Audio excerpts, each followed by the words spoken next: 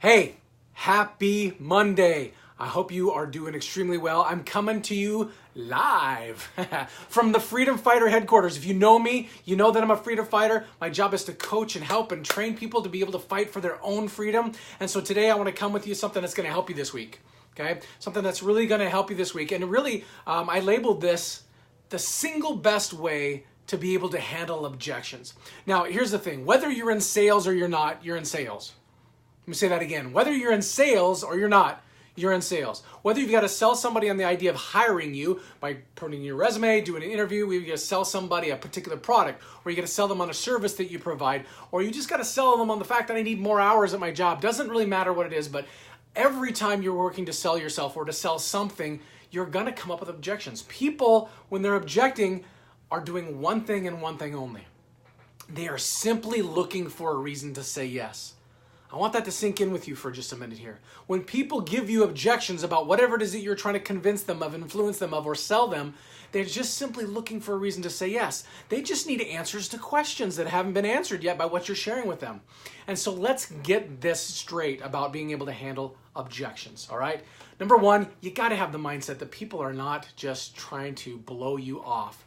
They really want answers to questions so they can feel good about making a decision to work with you or to hire you or to buy your product, okay? So let's talk about how this works. The single number one way for you to be amazing at handling objections is to handle your own objections first, thoroughly and completely.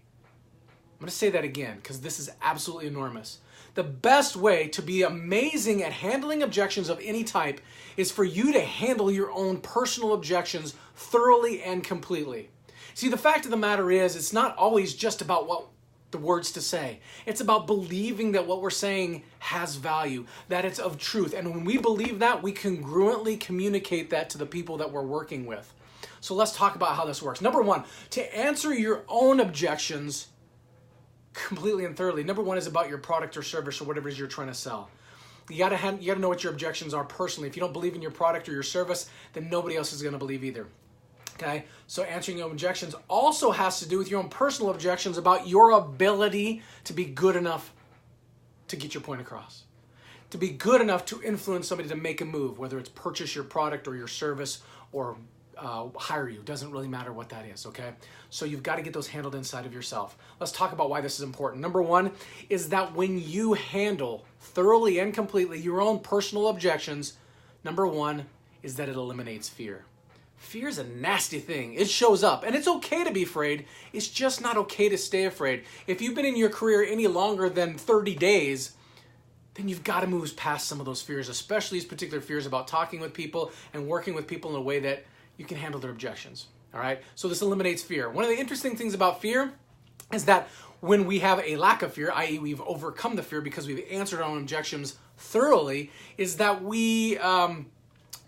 our brain works much better. It's unclogged by the fear and the thoughts of what could go wrong, and it's focused on serving that person and helping them be able to get value from being in front of you. People need to walk away from you feeling like they're a better person. They have a better life and a better scenario because they met you, because they've worked with you. That's how you got to think about that. This also, eliminating fear, helps us to get past the fight or flight scenario. We've all heard of this. It's one of our more primitive parts of us, is that when we get in a situation where we're scared and uncomfortable and fearful, we either want to fight or we want to flight. And I got to ask you, if you're going to work with somebody to help make their life better through your product or service or your efforts, do they want to fight with you about it? Do they want you to run away from them? What kind of help is that? You've got to disengage the fight or flight, and you've got to eliminate your own fears by answering your own objections. Secondly, by answering your own objections thoroughly, you now eliminate projecting. It prevents you from projecting on other people.